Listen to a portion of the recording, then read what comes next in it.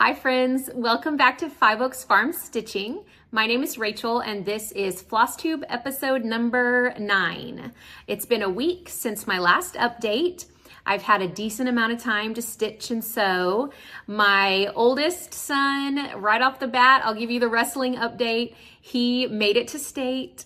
He got second place at regionals. That area for Texas spans about Central Texas up through the Dallas-Fort Worth Metroplex. It's supposed to be one of the hardest regions to be in for wrestling. And so getting second place was a huge accomplishment.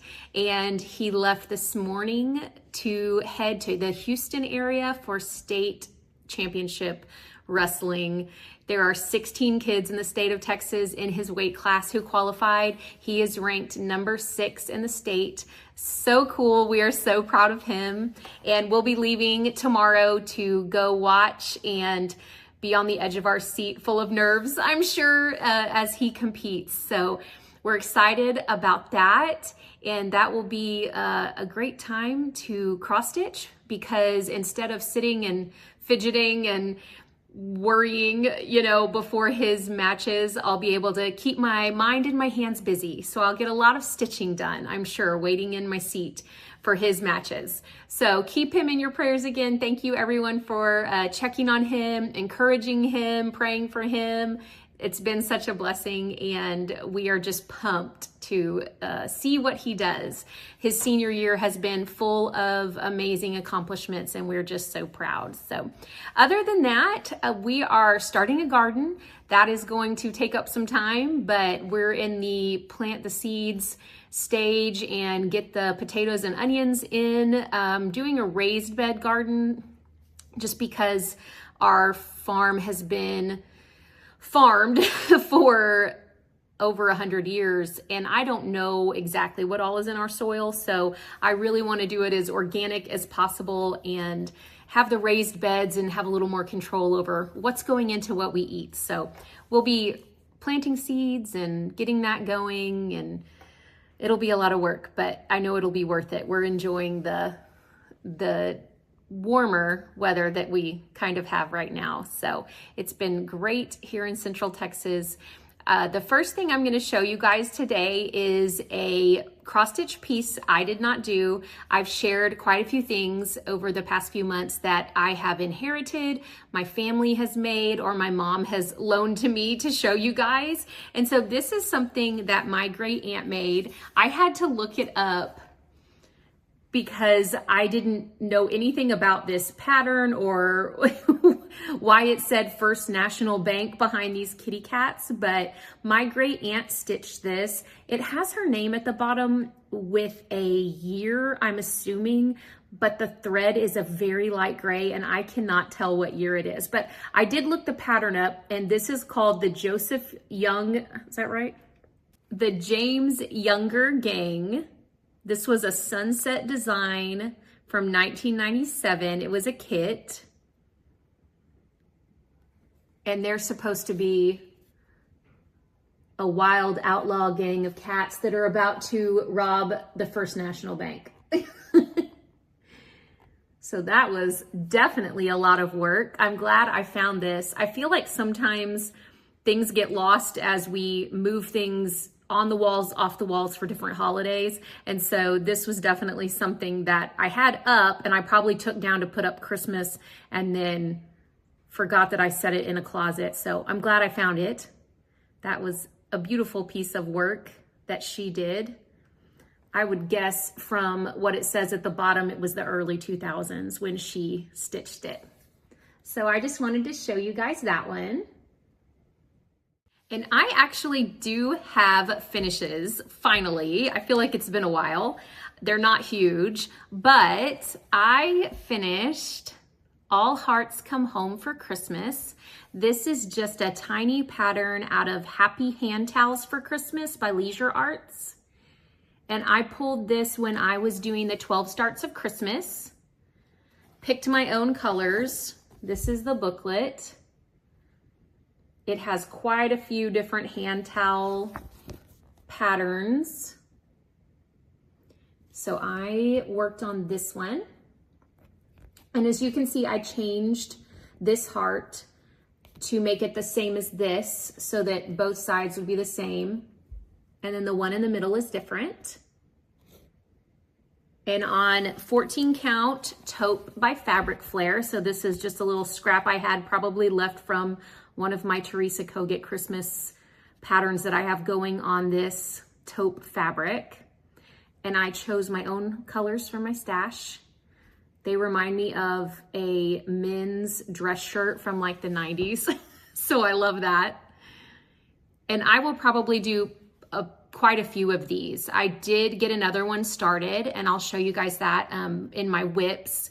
But I had, I guess, stuck in this bag, the book, a couple pieces of scrap fabric, and then I had put these in, already just put on the hoop to make, I'm assuming when I did this, I was going to just have these prepped in there so I could work on a little ornament for someone for Christmas. And this fabric is very soft and thick, but I think it's a 20 count. I think I got this consignment. So the little squares are tiny for me since I'm used to bigger ones. But that one is done. And then another 12 starts of Christmas. Snowman's Christmas Eve. This was a 12 starts of Christmas, and this was a WIP Go call for February, which I shared a week ago that my goal was to finish it, and I did. This is what I stitched on for the entire first day of regional wrestling. So we were in the gym, I don't know, 8 hours, and anytime I wasn't chatting with my family or watching my son, I was working away on this. Now this was a tiny pattern, a free pattern from Waxing Moon Designs, but there are some 3/4 stitches, there's back stitching, there's one little French knot. So it was more time consuming than it looked like it would be. Had some specialty stitches, but his little face is so sweet. And I love how the bunny has its back turned and is looking up at the tree. I like how that turned out. And what I would really like to find is one of the oval hoops with like the darker wood. I could stain some, but I've seen like the dark wood. I'll turn it into an ornament for next year. And then that makes 2 finishes for this week. I have them in a pile with this guy that I keep needing or just forgetting to work on and finish. I was just going to show you real quick. This is Autumn Alphabet Primrose Cottage, and I have it sitting with all these items in my craft room ready to go, but I'm out of the double-sided mounting tape. So I plan on putting it on this little hanging piece of wood from Hobby Lobby. There's the tag. And then leaving it white. I have my 2 pieces of foam board already cut out. This piece, the larger piece, will get this yellow Hobby Lobby fabric.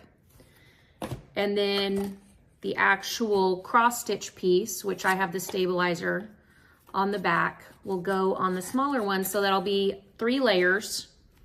And then I pulled some vintage trim from Lori Holt and some rope to finish it out. So I finished the Christmas alphabet in a similar way with Christmas colors, and so hopefully I can get that finished so it's ready to hang in the fall. So then I'll have 3 things I need to fully finish.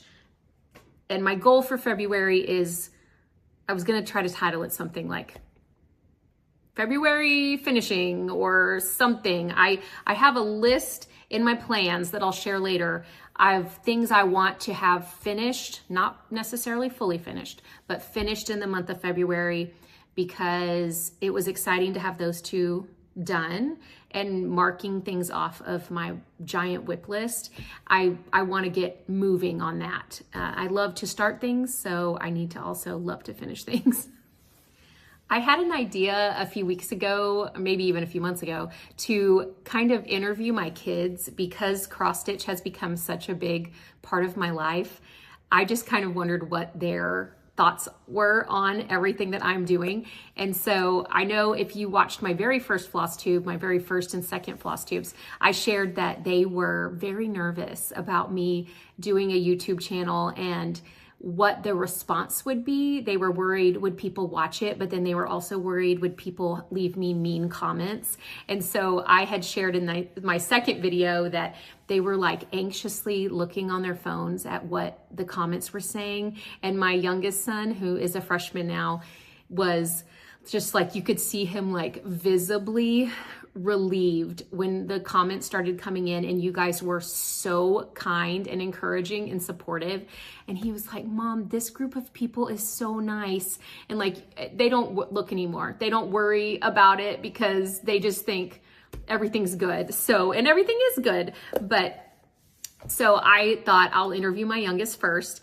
So his name is Case. He is a freshman. He is the most giant-hearted kid. I know I'm biased, I'm his mom, but my oldest gets a lot of attention and I share a lot on here because he's a senior and this is a big year for him. And of course, there's gonna be a lot of focus on that. But to share a little bit about my youngest son, he is just a giant-hearted, empathetic, caring, selfless person. His first teacher in public school that he ever had told me at the little teacher conference, he just sees everyone else and puts them first and cares about their feelings. He sees things that are happening to other kids and he goes out of his way to try to make it better and to fix it. So he is the kid who won't let me go outside by myself, take the trash down by myself. He is the first one to jump up from whatever he's doing to help people. He loves his brother and sister. He would do anything for them. If my daughter's going anywhere alone, he's out the door with her because he needs to protect her. He's just a sweetheart.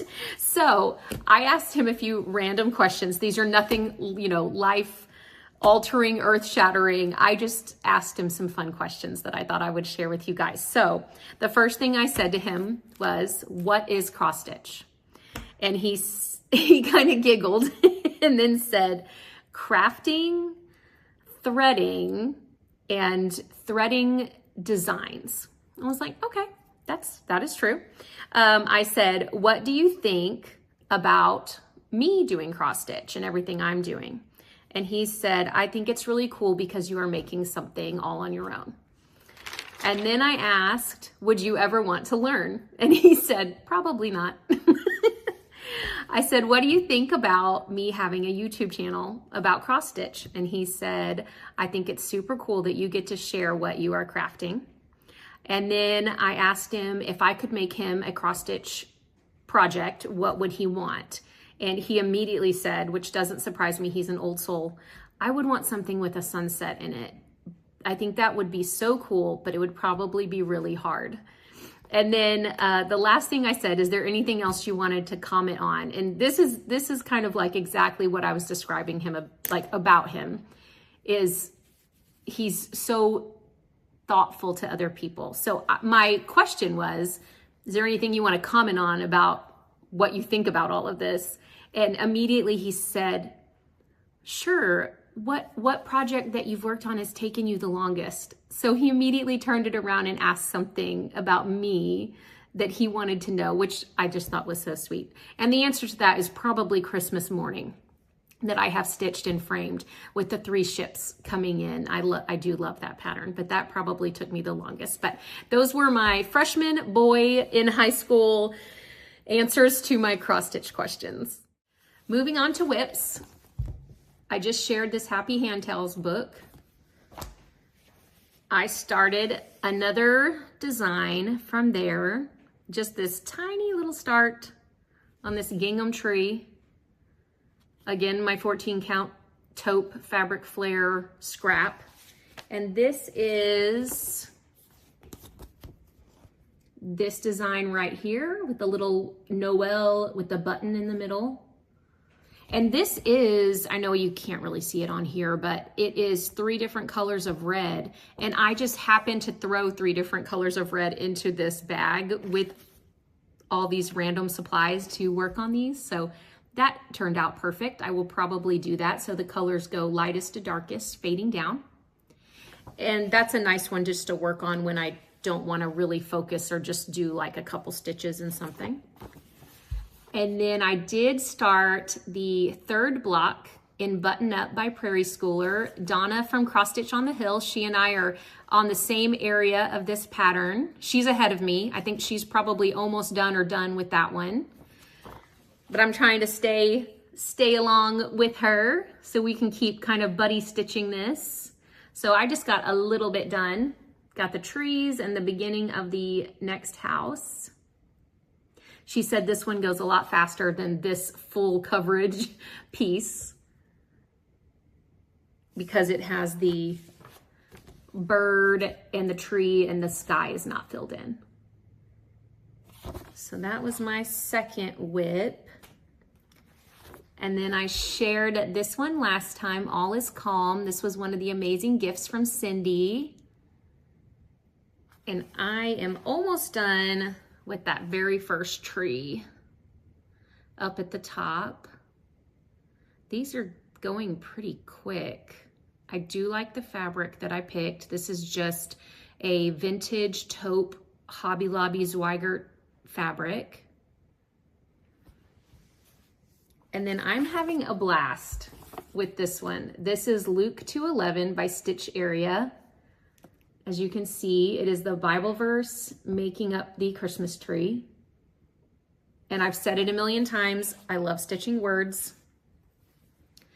I got this one started in the hotel last weekend, started on that star. And then I don't think I started the words until we came home. And my goal is with this one to stitch one word a day.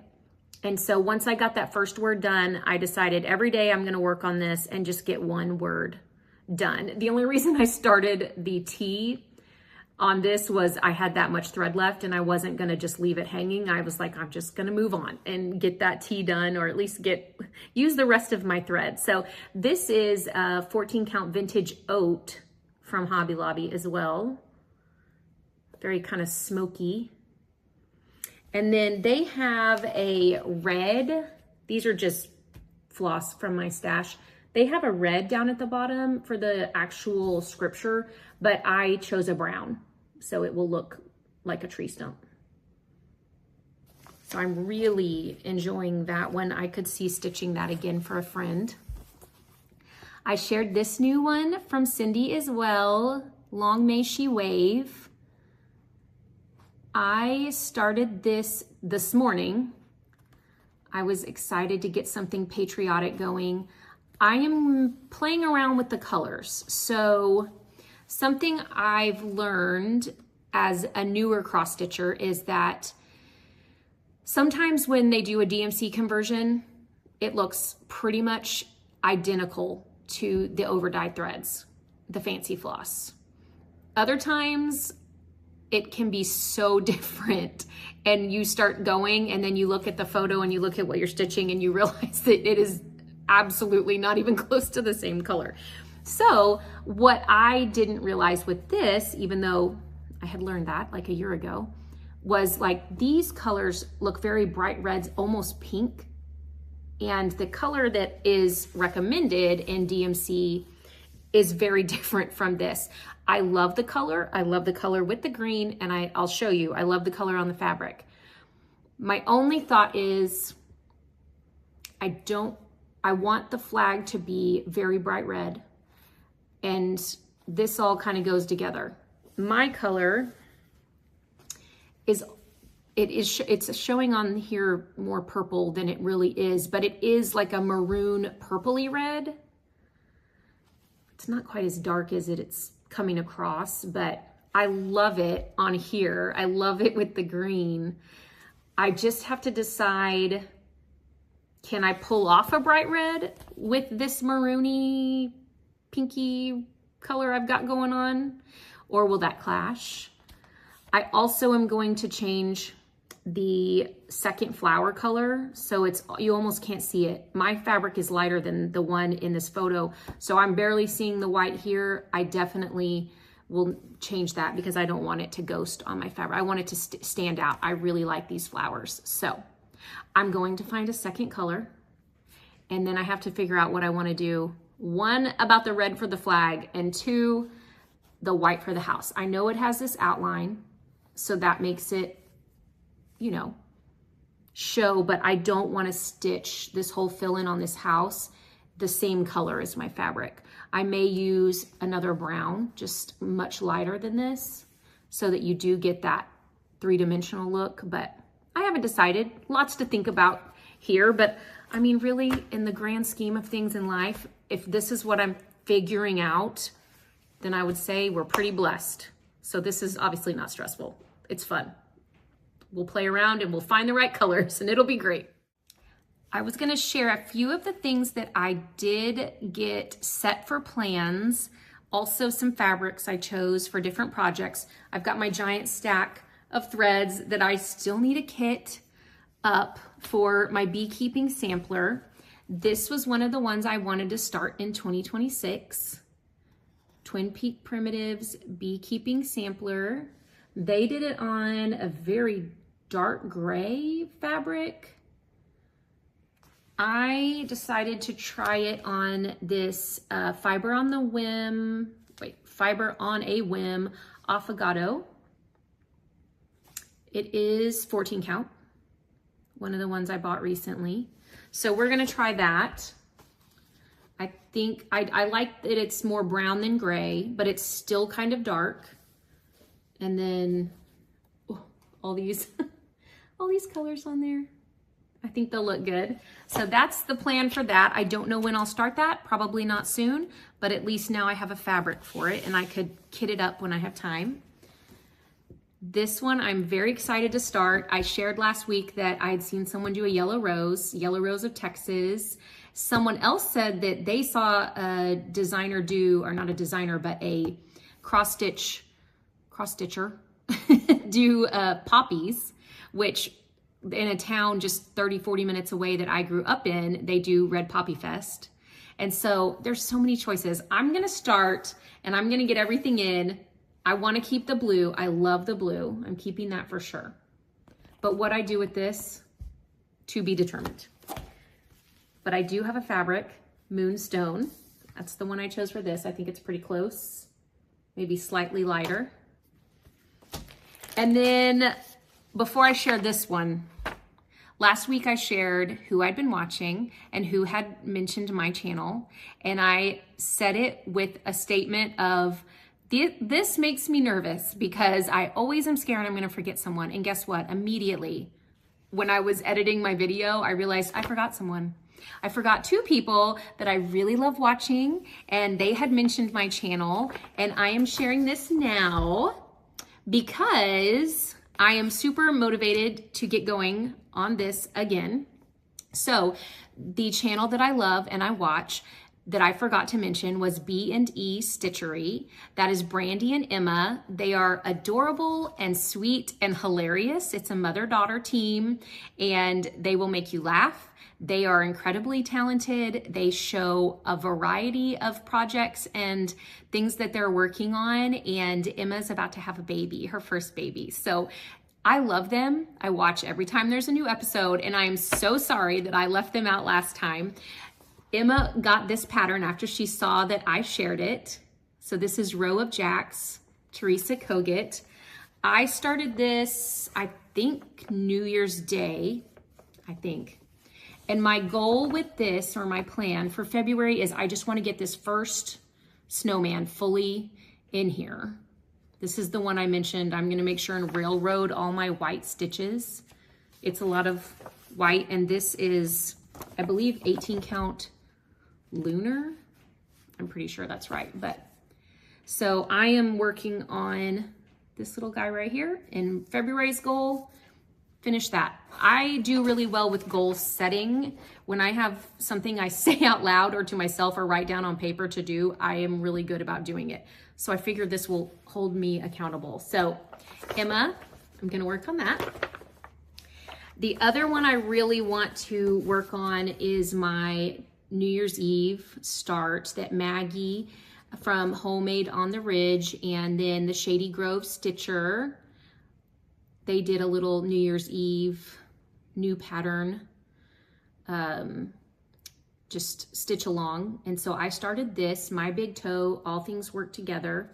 I love it. It is not super simple to follow. It's definitely one you have to be focusing on what you're doing because of all of this greenery. So my goal for by the end of February is to finish this side.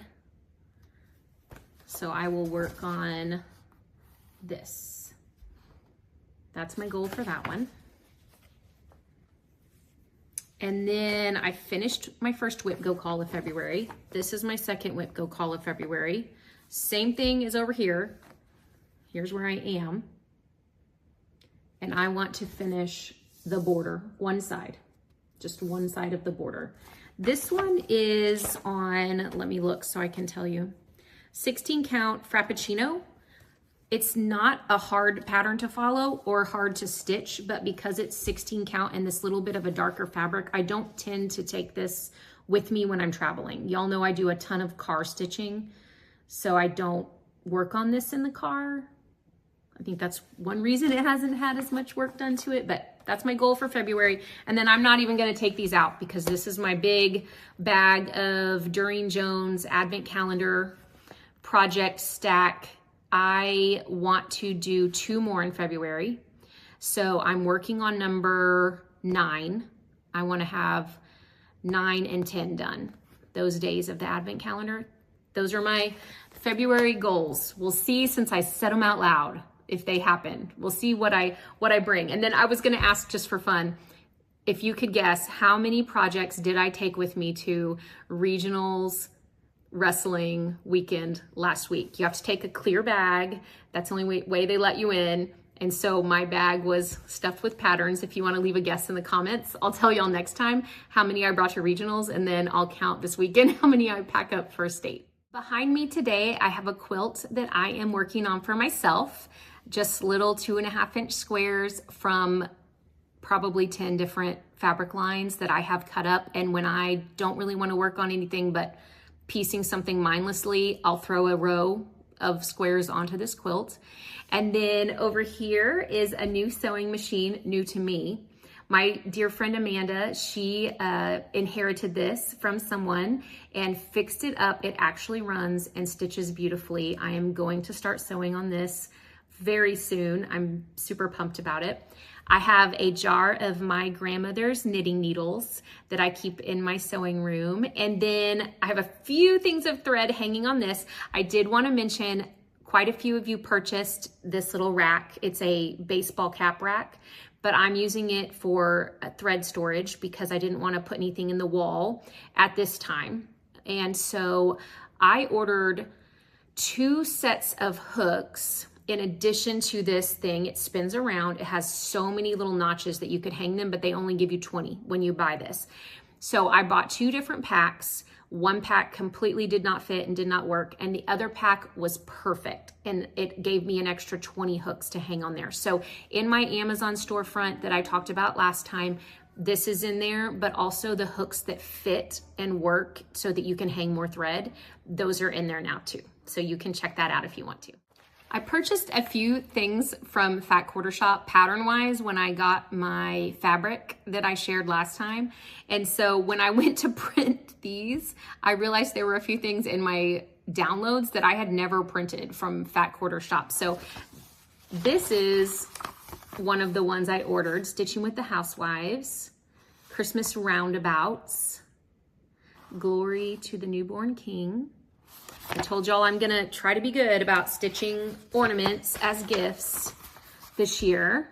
Same, Oh Night Divine. These were on a sale. I think they were $3.75. I guess I had purchased this in the past and never printed it. So this is Holiday Latte Mug Rugs, Carried Away Quilting. Those are adorable. Those would be great gifts. I used to make a lot of mug rugs. And then I was so excited because I have wanted this for so long and I did not even remember that I purchased it.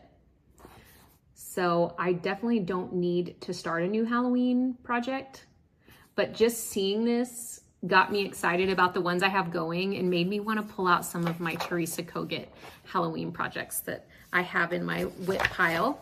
And then this, I did purchase in 2024, and I did start this in 2024. So it was Fat Quarter Shop's Cottage temperature chart. I think I got January done, and I was keeping it in a bag I thought was waterproof, and I had it in the car. We were traveling, and I think a kid's drink spilled, and it did go through the bag. Really ruined by the time I realized what happened, I think it was already like mold. The original copy was crumbled, and my fabric and everything had mold on it, and I ended up just throwing everything away. But I've seen so many people share lately that they do temperature charts, not necessarily for their area or just on the months of the year, but they'll do, like, for example, they'll do, well, their daughter's born in January, so they do the temperature in January, the year she was born. And then, so they assign a family member, or maybe they only do the months across that their kids have birthdays, or their husband or their parents and things like that. So doing something more specific to a timeline, like maybe the year that my husband and I got married. So I reprinted it. I'm gonna hang on to it, and I might do something like that in the future. I have been sewing bags like a crazy lady. I always feel bad when people reach out and they're like, I went to buy a bag and your Etsy shop doesn't have anything in it. And of course I'm grateful, because that means that you guys have purchased bags, and that's awesome. But then I'm like, oh, I gotta fill it up again. So I did get all my Valentine heart bags finished. I am definitely going to work today on some more vinyl bags. And then I have a couple bags in here I'm so excited to share, because it was just an idea I had and they turned out so cute. So I'll show you first these Valentine bags that are still in the shop. So it's just an applique heart quilted on the back and the front. Oh, there's some thread on there. And they're all different. So they all have an assortment of pinks, purples, greens, different binding. The backs are all the same. They're a little bit smaller, but not much than the normal project bags that I make. I think these are so sweet. They can work for a Valentine project or just really any time of the year. So there's quite a few of these available. And then I do have one vinyl bag right now in the shop, Valentine. I love this. I love this fabric. I have no idea. It was given to me, so I have no idea who made that fabric line. And then I am so excited about these. So my youngest son started giving me piles of jeans that didn't fit anymore. He was like, these are too short, these are too tight. And I was like, well, I'm not donating these. I could probably make something with these jeans. So I was like, you know, when I am sitting at a wrestling meet, at a track meet, anywhere that I have brought my cross stitch, one of the reasons that when I designed like my original project bags with a magnet inside one of the little squares that I've quilted, was because I travel and stitch. I have everything in my lap, and how nice it was to be able to drop my needle onto my bag. So a lot of the things that I do when I am creating bags is because it's something that I wish I had when I'm working. So my original, I'll just show these real quick. These are fronts of bags that are gonna be done today and listed in the shop. So when I do the bags like this is my original project bag. I put a magnet right here so I can drop my needle onto it. So I also am always wishing I had a little spot to tuck something like scissors or the extra little pile of thread that I'm gonna need in a second, but I don't wanna put it all the way back in the bag with everything else. So I put the blue jean pocket on the front of these bags. I think it's so cute. I had so much fun making these. So I put the blue jean pocket down. This is Lori Holt's Autumn fabric line. I started just piecing around onto a stabilizer, and then I quilted it. Part of the blue jeans are up here at the top. Some cute heart fabric quilted on the back. Your little tag, you can hang like something that says what's, you know, what project is in your bag. But I just thought when I have something in my lap and I'm working with a pile of things, how nice that I can just I'm just gonna put my scissors and my thread I'm working with right here. Everything else can stay inside and not fall on the floor, and then I can tuck stuff right there. And so I'm going to be making quite a few of these because I think they're so sweet and cute. So this one is available right now. And this one has a little button. Same fabric line, just different colors. So this is Autumn by Lori Holt. It's got a Lori Holt fabric on the back, quilted, but I honestly don't know. This was just in my stash. I don't know what that's from. You guys might. So those are available right now.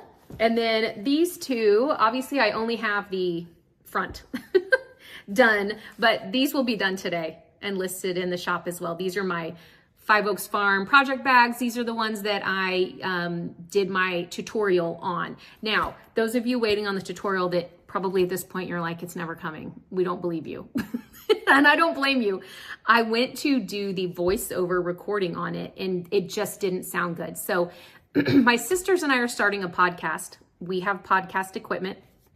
And my husband and I are going to figure out how to set it up. And then I'm going to record my voiceover for my tutorial for my bags through the podcast equipment, because it just, doing it through the computer, like sitting and doing it how I edit my videos and doing the voiceover was so easy, but it just sounded muffled like I was on a phone call. And I didn't like that. And I didn't want that to be what you guys had to listen to when you watch the bag tutorial. So all this will be on Etsy, and bag tutorial will be coming, I promise. And I think that is it for Etsy and upcoming tutorials. All right, who I've been watching over the past 6-7 days since my last Flosstube update. Lost in Floss, Helen D, East Coast Crafter, Eeyore Stitches, Loomy Stitch, Spectrum Farms Needleworks, Sun City Stitchers, and Two Needles Pulling Thread. Thank you for hanging out with me today. I love spending time with you guys and sharing what I've been working on. I hope you have a wonderful week of stitching ahead, and I will see you next time. Bye.